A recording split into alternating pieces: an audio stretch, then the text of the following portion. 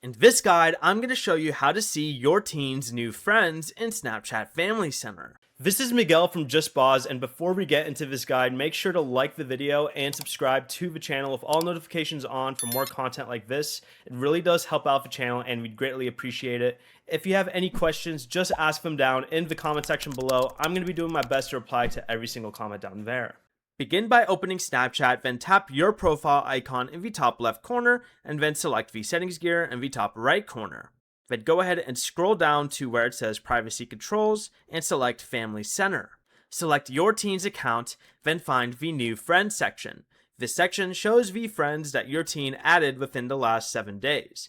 Tap View All Friends to see their complete Snapchat friends list. You may also see trust signals under a friend's name, such as mutual friends, whether they are in your teen's contacts, or whether they belong to the same school community. Before you leave, remember to like the video and subscribe to the channel with all notifications on for more content like this. It really does help out the channel and we'd greatly appreciate it. And if you did have any questions, just ask them down in the comment section below. I'm going to be doing my best to reply to every single comment down there. Peace.